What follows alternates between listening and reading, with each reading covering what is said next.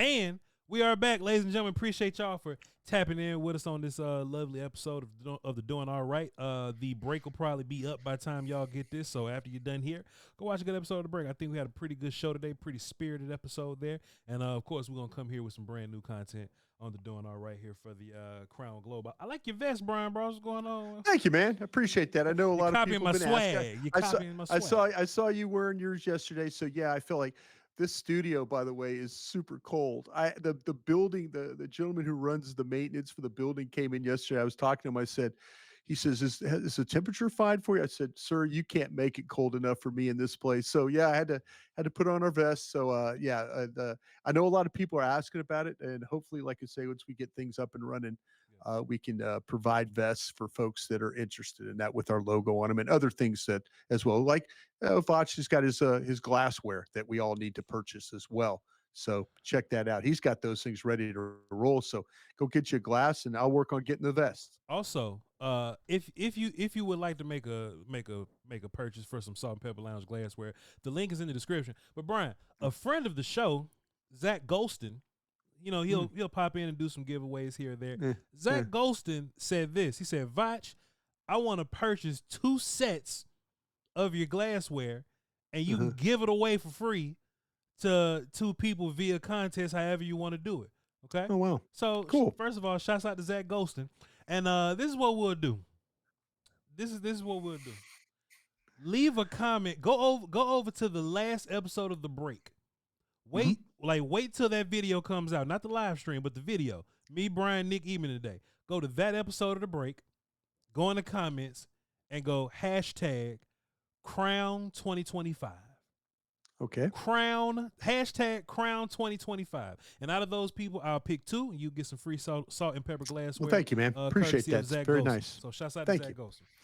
Thank you, Zach. Man, I was thinking, man, I was pondering. Yeah. I said yesterday, man, the preseason football is the land of opportunity and job taking. I'm gonna ask you this, Bryan. We can break it down a little bit. I got some players on my side. And via the magic of internet podcasting, you got some players on yours. I sure do. I kind of want to talk about where these guys are. Are they on the team already? Oh, I like what you're doing here. Or if they got to play themselves into the team. So this ain't like depth chart. This ain't like, I got to beat Jalen Tolbert or nothing like that. This is on the team. First, are they on the team already, yes or no? And then, how close are they? How close are they to making – now, Bryan, this is what I want to ask you. You want to make this 53 make the team, or you want to make this 46 make the team? Because I think that makes it a lot more interesting. Man. Let's make it. Let's do the 53. Let's do both. The 50. Let's do both. Okay. Does this player make the team? Yes or no? Yeah. 53, 46, and we'll do it. I mean, if we're having this discussion, you're talking about the 53, but could you be a guy that are you going to be inactive every week, and are they going to have to bring you up kind of guy? I think one of your guys and one of my guys are 46 guys. Oh, okay. So let's kick it off with one of mine, Bryan Broaddus. Popular name in old Cowboy ethos right now is Phil Maffa.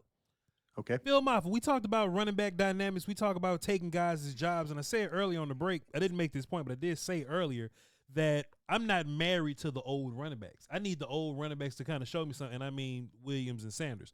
I need them to, and you can put Deuce there if you want to. He's up there with them. I need those guys to show me something. I look at Williams, Sanders, and Deuce, but they're just, they were brought here. They were acquired here. I look at them like the Zeke acquisition as insurance. Just in case our running back draft situation didn't go perfectly, we have running back insurance already. So Williams and Sanders still have to show me something. Bryan, if Phil Maffa, and I'll make Williams the guy that he's going up against because they have a relatively similar running style, right? If Phil Maffa can be a smidgen, it ain't got to be a whole lot, Bryan Broaddus. If he could, I don't think Maffa's on the team right now. I think Maffa's like a practice squad guy right now. Wow. Because I don't see him playing teams at all. But if he could prove to be a better runner than Williams, then he'll be used as a running back. So you probably wouldn't have to worry about a whole bunch of team stuff with him. because we saw him catch passes, we saw him block Bryan Broaddus. If Mhm. Williams is out of here, Maffa's the guy that has a lot more contract years left on the team, equity wise or Mm. whatnot. If Phil Maffa can take Williams' job, then Maffa got a spot on the 46. But right now, he's a practice squad guy, Brian. What you think? Man, I'll tell you what. I think I'm leaning your direction, but I'm having thoughts about where Williams, excuse me, where Williams gets me is tough runner, pass catcher, Yep. blocker. I didn't think that I didn't have that in my mind of him being that guy. Yeah. He might be that guy. And And you know so what, Brian? now I know why now you I'm say that. think Yeah. Yeah. now I'm thinking now I'm thinking that Moffat was completely behind. Williams has NFL experience. We all know that. He's also he's coming off a knee injury, 2 years removed. Sean Payton reminded me of that when I was asking him questions about him. And but it's your redundancy argument, Yep. which I love the redundancy argument. And I wish I knew the redundancy argument when I was in scouting because I would have brought it up. Do we have, the coaches want to do this, but do we have like 2 or 3 guys doing that? Yeah. Do we just need one? Where does where does Hunter Lipke fall in the Williams, He's just like them. Maffa? Yeah, where does he fall in the redundancy argument? You The know, Yeah, go ahead. Go ahead. and what I'm thinking is if you're telling me that Maffa could be a tough inside runner or Yeah. tough outside runner, catch passes and block, Williams then becomes a redundancy to me, Yes, sir. knowing that I'm going to keep Hunter Lipke. Yep. So I I want I did not give Phil Maffa enough credit coming out of Clemson. I didn't. But if we get into this Ravens game and there continues to be quality running, a catch or two, but him keeping Joe Milton from getting hit, I I've got to look at now where we're at with the redundancy of that position. Because I feel like my ace in the hole fallback guy is Hunter Lipke. But that one's a I honestly think that he's closer to being on the team. And this is where I also get worried though, Voch. I think there's a couple positions they're going to get confused on. I shouldn't say confused. I think there's a couple positions that they're going to go stuck and longer than they should at the position. I think it's wide receiver and I think it's running back. Sure. I think those are two positions that when they're not going to be able to have the redundancy talk like you and I are having right now. When we were watching Maffa in Clemson, Yeah. he didn't do a whole bunch of pass catching and blocking. Nope. So I could see why you would think that he would be different from Williams. But when we saw in the game, Phil Maffa showed, and look, blocking is capable. Blocking is like mental. Did in practice too. Stepped up Sure. a couple times in practice and did stuff. Blocking is mental because Phil's big enough to do it. Right? It's the mental side of it. And he showed that he was able to do it. He showed that he was able to run out there and catch the football. Even if they don't throw it to him a bunch. You know what I'm saying? Right. He's similar to Williams in that way, Bryan Broaddus. And you make a fantastic point. I ain't think of Hunter Lipke is just like them, but he plays tight end and fullback sometimes. You know what I'm saying? Like that's what makes him a little different. They may be a little better runners than Lipke is, but in terms of limiting redundancies, Maffa and Williams are the same guy. And if Maffa's even a little healthier, if he shows to have a little more burst, Bryan Broaddus, if it's even relatively close, I think Maffa's going to be leaned towards over Williams. I don't think this organization owes Williams anything. I don't think they do either. And I was kind of to the point there where I thought I wasn't really fair to Miles Sanders. And then all of a sudden we were hearing the OTAs, mini camp. Boy, Calvin Watkins tell me he's got juice. Todd Archer tell me he's got juice. You know, Nick Eatman tell me he's got juice. And I'm like, huh, okay. Well, then you get to training camp and you kind of do. He got hurt, but you saw him in blue with the two guys that were able to, when the ball had to be cut, they were through it to it and all that stuff. And so I was kind of thinking like Sanders, but if I've got guys like, and I think this, I don't think they're going to move on from, I don't think they're going to move on from Maffa. Yeah. And if you talk to our colleague from the draft show, Zach Wolchuk, Zach's like, just give me Maffa and Blue and whoever else. Yep. Yeah, and then if it's no Sanders and no Williams, we're okay with that too. Yeah. So, but I think the Cowboys are going to struggle with keeping either this guy, like you said, as a practice squad guy, or he's an active roster guy. I think they'll get scared and not want to put him out there. Yeah. Is what will happen. Brian, is there anybody on this team that you think is right on that verge of the 53, 46 practice squad? What you thinking, Brian? I think the tight end Fairweather is. I think the tight end Fairweather is. And this is now where you have to be.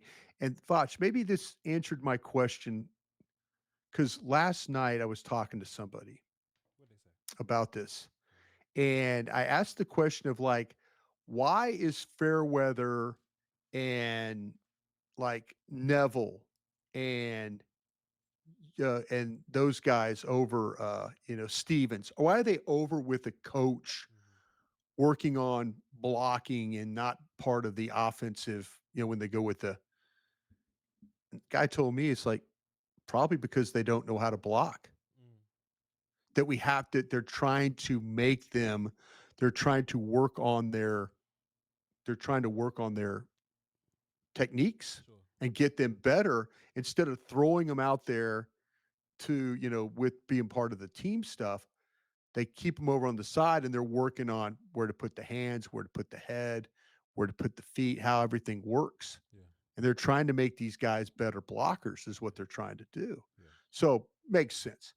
I think Fairweather, if they go, this might be a position. Do you think that they would go long? And I'm not saying, I guess what I am saying, I just said, I'm not saying, is Luke Schoonmaker's roster spot in jeopardy here? And I say that as a guy that and not just because of what Fairweather did the other day, but if you get a guy that's that kind of athlete that can work the way he is, and let's not be like holding anything back. There's been times where Luke Schoonmaker has just not been good enough as a blocker, and that was kind of his calling card at Michigan. And are you going to sacrifice a Fairweather for Luke Schoonmaker if you don't feel like in year 3 that you're getting now? Luke Schoonmaker's had some good practices, but now I think Fairweather is in the picture of, do we want to, is he the third guy? Is he now, how much 13 personnel and 12 personnel and stuff are you going to play? Sure. Can Fairweather be a 12 personnel or 13 personnel guy? That might keep him not on the roster. But if you look at ability, I think he's got more ability than Luke Schoonmaker. This is what makes it weird, Brian. Fairweather is screaming practice squad guy. I mean, he is. There's no question about that. Just looking at him, he's screaming practice squad. Right. But I can't deny, when this tight end room was as full as it could get, guys like Hendershot was up in here and all these other characters. John Stevens still would have made the team if he was healthy. Crazy. Yeah. Yeah. Not only did Will McClay come out and say it, Lunda said it, Mike may have alluded to it one time, but it really shocked me when Stephen Jones mentioned John Stevens over some of the damn draft picks, Bryan Broaddus. Yeah. So, maybe they're looking for a body type like that, a type of player like that. That's what Fairweather is. He's a player like that, Yeah. It would take some getting him in the right place on the team? You know, like, can you tackle? Can you be like the edge guy on like PAT or something like that? You know, like, can you do those things? And if he can, like, that just helps his case. But him being like receiving jump ball guy, the Cowboys have shown you that they like those kind of guys, Brian. They do. The athletes. So I'm looking at Fairweather, man. I'm like, man, I don't know if he's a 46 guy. No. He at least seems like a guy that they'll keep around, you know? Yeah. But if he goes out there and make a touchdown this week and get another touchdown a week after that, make some big plays those weeks, I could see a world where, you know, Fairweather gets involved for sure. Yeah. I wonder if they're, like I said, he's going to have a couple of games, but I think he put himself in position to where they're thinking about him as, and let me ask you another question here though, Voch. Yeah. Is this team in a position where they can keep guys like that, can stash a guy at 51, 52, and 53? Are they in a position where, or do they need all three of those roster spots? A part of me feels like, I mean, one side of me wants to say they need as many guys as they could possibly get, but this is a very top heavy roster, right? Like, this team is going to live and die by the first 20 something people, really. Right. And everybody else might just be interchangeable. Right. Like you could have losses, but it's like this thing is going to revolve around 4, 88, 11, 3, you know, 73 in the rest of the offensive line, like those guys being healthy, 97. Outside of those names, Bryan Broaddus, I think everybody else is kind of interchangeable, honestly. Well, yeah. I just wonder if their roster is going to be so tight because of all the injuries they have in the secondary. Yeah. That they're going to have to do some things that they don't normally feel like I say, the wide receiver room, the running back room, heck, maybe the tight end room now. You know, maybe there's some positions where they're going to, I'm not saying it's not going to be tough cuts or it's going to be tough cuts, but they might get paralyzed thinking wise at a couple positions, which kind of when we get to 53, everybody will say, well, 53-man roster, you have to wait till Wednesday. You know, you have to wait and see. You know, don't wait. It's not, the team is not what it's going to be. That's fair. That's fair. But I wonder if they're going to get in a position where they get stuck on some guys. Let me add another bit of context to what I was saying, Brian. I think we can confidently say that Sam Williams makes this team. But if he doesn't, I don't think it hurts you. Yeah. Yeah. I think Tolbert's another one of those guys. Yeah. Schoonmaker's probably another one of those guys. Who would be a bigger surprise release, Sam Williams or Tolbert? I think if either one of those guys go, I understand. Okay, you understand either way. I understand either way. It'll shock me if, like, Tolbert was just the lead and touchdown guy last year. Yeah, so that'll shock me a little bit. Tolbert's done more than Sam technically. If either one of those guys get cut, I'd be like, damn, they really, I wouldn't be like, but I'd be like, damn, well, they really got Tolbert. Damn, okay, well, shit, well, that's what it is. And I move right on. You wouldn't be surprised if they moved on from Mozzie then either, right? No, sir. No, sir. If Mozzie makes the team, I expect it. Yeah. But if he don't, I don't think it matters. I think all those guys, player 29 to about 67 or so, they all kind of in that boat for me. You know what I'm saying? They all kind of, unless you're a young guy. Like Marshawn Nealon got drafted last year, so I don't really count him. Leofau got drafted last year, you know? But anybody from a draft ahead of that, I wouldn't be surprised if they let Mozzie go. I think I'd be surprised if they let Tolbert or Schoonmaker go. You'd be surprised if they let Schoonmaker go? Yeah, I would. Oh. I just know how personnel guys think sometimes. You know, the guy in Philadelphia will cut his losses. Yeah. You know, Brian, I don't know if they would cut their losses here like that. Now, if they let Mozzie go, that's cutting their losses. You know, I would stand corrected. You know who's in a weird spot? Kalen Carson's in a weird spot. Yeah, because he's hurt guy. But he hadn't really showed you anything. You don't know much about him, but you feel like he was a guy that you liked a lot. third round like. Yeah. But he can't damn stay healthy, Bryan, bro. Because if they cut Kalen Carson tomorrow, what would you say? I would take a page out of your book. I would understand. I get it. Yeah, I would get it because, you know, and by the way, I heard he's closer to being back.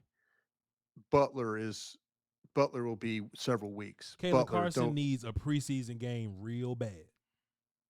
He needs some tape. My man needed to practice. Yeah. This is 2 years now where he's missed significant time. Yeah. But if they said, you know what, we're going to move on, I wouldn't be surprised. I would be disappointed because I felt like I had the player. I felt like I knew what the player was. Mm-hmm. These injuries have it's just taken him out of anything that, man, he was at Wake Forest, he was a confident player, sticky player, tackle, tough, all those things. He didn't look like any of that right now. But he doesn't ever play. He can't stay healthy enough to be on the field. That's a problem. I'm going to give you a guy. I'm going to throw Buddy Johnson at you, the linebacker. Sure. And I'm throwing Buddy Johnson at you because the linebacker room, I think there's some questions there because Damone Clark wasn't as good as he needed to be in that game. Yeah. And I kind of thought Damone Clark would be, remember we talked about Damone Clark as being a Leofau or Clark, and we were okay with that. At least I was okay with that. I don't want to put you into that. But now with Clark playing just below average, I wonder if it opened up the door for guys like a Buddy Johnson who was good on special teams. You know, they're going to need somebody. Is Buddy Johnson a better Damone Clark? Is he a better Darius Harris? I think Shamar James is probably going to be on this football team because of his, I think there's some things he did well. Sure. But Buddy Johnson was kind of a guy outside looking in my opinion, because of how Damone Clark was playing at practice.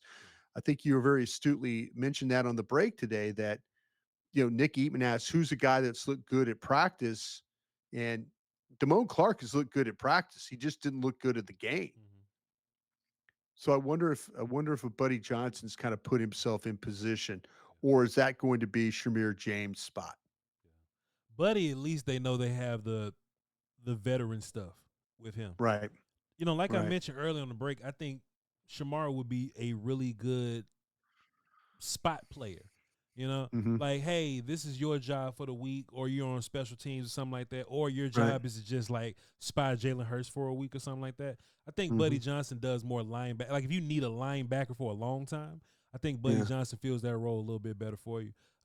He was a guy that didn't he make the team last year? He was kind of like that last guy to make it last year. He gets yo-yoed. Remember, he was on he was a practice squad guy, I believe, and then he goes up. Then he had a couple of those, and they put him on. I think that's how his status was. So yeah, he's a guy that they've kind of liked because he'll go down on kickoff and tackle people right off the jump. Yeah. And he's a big body guy that covers punts, will be a punt protector, those kinds of things. Coaches like him, he'll be around.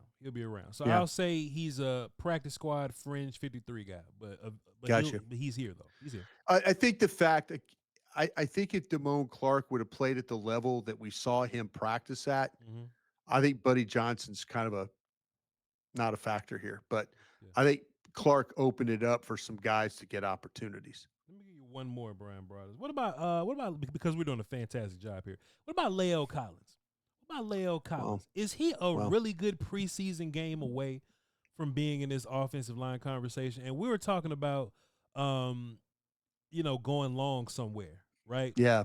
Well, the Cowboys are going long at offensive linemen because they're deciding to play sighted guy. Right? Yeah. Left tackle and right tackle used to be one spot. It was just like the swing tackle dude would be the backup left tackle, backup right tackle. They got both now. So now with La'el involved, he's a guy that's playing both tackles, both sides, and both guards. Bryan Broaddus, La'el, he looked a little rusty in his last preseason game. He only played 6 snaps, 4, 5, 6, 7? I think it was 6. Yeah, not a whole bunch. If La'el Collins gets a bigger sample size, right? Let's just say he gets a quarter of action. next week, in which we'll have to see. He's definitely gonna play a whole bunch in that last game. I think Leo Collins could possibly make himself um, a guy in this offensive line conversation if they carry like 8, 9, or 10 guys or something like that. It's Yeah. basically him and like he's a left tackle. He's a guard too, Brian. So it's like him versus Sadiq versus Awesome, kinda. Yeah. I think Awesome would be ahead of him Mm-hmm. on my book. I become an Awesome Richards apologist because I feel like that he can legitimately play. And I think that if given the opportunity and he could, it looks like to me because of what happened with Sadiq Charles that they're going to play him more at guard now. That's what they're going to have to do to kind of make up for that. But I'll say this: I I watched the Lyle Collins workouts with my own eyes, and I th- I think we're broadcasting on Love of the Star, and I was watching him, and I saw like there was some good pop, there was balance, there was like knee bend. All the workout looked good. It was usually you get these workouts and you're kind of thinking the worst. This one wasn't one of the worst, but in the game, it wasn't. Maybe my expectations of Lyle Collins was knee bender, balance, power, all that stuff. It was a struggle. Like it's like he hadn't played a game in a while, Yeah. and maybe I should give him the benefit of the doubt of that. I kind of feel like though watching him play, and I know it's for a very small sample size. We all know the history of Lyle Collins, but I kind of like what I saw from Cornelius. Mm-hmm. And these I don't think the offensive line played poorly in that Rams game. I think the guys who started, the guys who kind of played throughout, which was Hoffman and Bass, but I think the guys that they rotated in, I thought those guys showed up. I didn't see any glaring problems where it was just the level of play was terrible. Collins, on the other hand, looked like he hadn't played a game in 3 years or played in a game. He was stiff. He wasn't mobile. He got knocked off balance. His set wasn't necessarily great. It's a short sample size again, but he's got to prove to me because I've been watching others in camp that right now I kind of feel like are better positioned to potentially make this team. But if he gets extensive work against the Ravens, if he gets more than 20, 25 plays, 30 plays, I think we'll have a little bit better feel than. But the 6 plays he had didn't look like the guy that I saw working out. So, but I think there's some young guys that they really really like. I think there's some of these young tackles they're kind of on board with. Sure. Yeah. Draft picks. Yeah, I mean, did it's you hard to beat did those what guys. what did you did I see him the wrong way? I Did I? think I think Lael has ability still. Right. I just think while Johnny Cornelius was playing important football at Oregon, Yeah. Lael Yeah. was chilling. You know what I'm saying? Right. Right. Lael's still strong as all get out though. Yeah. And you saw in the game he tried to explode some people and he ended up He tripping, falling over tried, his own couldn't feet. get it. Yeah, tried, but maybe that's like you said. Maybe that's some stuff that he needs to work on. I just But believe in strong as hell, Brian. yeah. At the end of the day, Hmm. if you have strength, like if you got a good deal of power, you can Hmm. overcome a lot of your deficiencies on the offensive line, especially. Yeah. So I think if Leo Collins goes out there, has a better game with his feet up under him, then gets another game going, and Leo probably I still has a hope. Yeah, because I love Lyle Collins. Don't because get me wrong. look, We all do. But yeah, yeah. when he was At settled, what price? At what price? for Yeah. sure. When he was settled, you could see him popping people a little bit. You know what I mean? Sure. So I Sure. want to see what that looks like when his feet are under him, Hmm. and more like more of a sample size. What does that look like? Right. And if Yeah. it's versus like a second, third team guy and Leia beating the hell out of him, I think that's a conversation we should have for game 3. Right. But we'll see. Before we wrap up, Hell yeah, bro. how close do you think that Holden is to making this team the wide receiver? I think he own it. Do you? Okay. I think he own it. I think Okay. you can't look at. That's carrying 6. Yep. Okay. Yeah, I think that's carrying 6 with the idea that Turpin is a guest here. Mm-hmm. Because think about it like this: like if anything happens to one of your big dogs, I don't think Turpin just gets more wide receiver time. No. I think Turpin's going to get the same amount of wide receiver time he always gets, Right. no matter who's out there. Yeah. It's not like, okay, if I don't even want to say it. I'm so superstitious, right? But if something happens to the big guy, okay, well, then Tolbert is gonna be in that spot. Yeah. It ain't like Turpin's about to get a big serving size of X receiver or Z guy. So Tolbert is the Tolbert is backup guy. Lamb. Tolbert is backup Lamb, and Brooks and Flournoy are backup Pickens. Yeah. If anything happens beyond that, then Holden can come in and be backup Tolbert, backup Mingo, something like that. You see what I'm saying? Yeah. So you're telling me that right now, just to be clear, Holden on the team, Maffa, practice squad guy? I think Maffa, I got it, man. I hope. I think the Cowboys be making a huge mistake. The Cowboys be making a huge mistake. I agree. If we see nothing from Sanders and Williams. I agree. Prior to week one. I love it. Yes. Tremendous error on their part if that's how they go about I agree. it. I think you got to give these guys a shot because I think Davis, Deuce, and Maffa at least deserve to fight for their life. Even Blue, I think they deserve to fight for their life. Yeah. But that's where I'm at with that, though. I think I don't think they look at Turpin as I think they look at Turpin more like a CJ Goodwin than an actual receiver. They're gonna use him, but Turpin is locked in because he's your team's guy. Right. All right. Well, we just might as well use Turpin now then since he's out here. Turpin ain't got the whole route tree. They're not giving Turpin everything.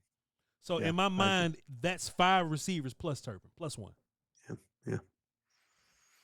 Appreciate you, Bryan Broaddus, man. We had appreciate you, man. Thank you. Appreciate it. Brian, we had some more for him, but we got to do a show tomorrow and the next day. Did you hear what I said? We got to take our time. Is that new? Which one? Did you hear what I said? Did you hear what I said? Did you hear what I said? Did you hear what I said?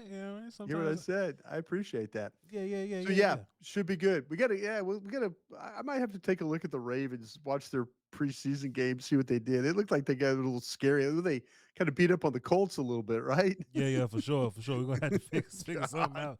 Genty didn't really get a whole bunch going, so you know what I mean, we're gonna have to figure all that out too. Never know. Yeah. Bryan Broaddus, thank you so much, sir. Appreciate you, man. Much. Thank you. Everybody, don't forget to get some free Salt and Pepper Lounge glassware. Yeah. We got the whiskey joints, the wine glasses, and the pints. Y'all go to the episode of The Break with me, Brian, and Nick Eben, the one that dropped today, and go in those comments and go #Crown 2025. Go ahead. My final thing. Please. How close were you to hosting that show today? So let me just bring everybody a little behind the scenes. I just pulled back because you were asked, and I looked at you like. So Nick Eben is. I looked at you like, go. I wanted you to do it. I wanted you to host that show. So listen. So listen. Derek normally hosts the show. Yeah. If Derek is out, Ambar hosts the show. Yeah. Ambar is out. So, infrastructure wise, what they probably want but didn't communicate it properly was Nick Eben host this show. What they probably said was, "Hey Nick, can you go fill in for Ambar real quick?" Yeah. So Nick showed up thinking he was gonna be part of the cast. Yeah. And Nick was like, "Hey, so what we doing? Like one of y'all hosting or something? Who's hosting?" And I went, I went, Why do I feel like even if Nick wasn't there, you and I could have just done the break for 45 minutes? It would have been a problem. We could have tore it up. It wouldn't have been a problem at all. The only thing is, Brian, is I didn't have a content plan in place. Oh no, we kind of ham and egg that, to use a golfing term. We ham and egg that one pretty good. That was a pretty good show for a lot of spirited conversations. It really was. If this was the night before, you and Nick Eben was in a group chat, and Nick say, "Hey, who's hosting tomorrow?" Yeah. I'd be like, "I got it. I got it." I'll do it. I looked at you. I didn't want to say it because I wanted to see if you would do it. I'll do it. I was like, man, I've hosted shows in this studio. I want to see if my man wants to host But one. 10 seconds before the show got started, Yeah. if I'm gonna do it, I'm gonna do it in a great way. I don't want to have. We were fine. We were fine. It really was. But Brian, boy, don't ask me that again. Don't ask me that again. Cause now I got questions ready in case I gotta host the show. Absolutely. Good for you. Good for you. Appreciate you, brother. Thank you, man. I'll be hosting some damn shows on Crown Global Media. How this gonna work, Brian? Are you gonna host the shows? You got it, man. You host. You're a good host. I like you hosting. I might jump in there a couple of times to kind of spin it around a little bit, but you're a good host. We'll work it out. Brian, we gotta have Brian cameras, lights, action. We got makeup people. We have makeup people. No, we don't. That's false. It's false. No way. Not this time. We created it. Not this time. No, sir. I got to makeup people. Stay over there. Stay over there. Thanks, brother. Appreciate you. I appreciate you. Yes, sir. No problem. Appreciate y'all. Voch Lombardi, Bryan Broaddus. Be sure to follow us, and we'll catch y'all again tomorrow. Love y'all to pieces. Crown.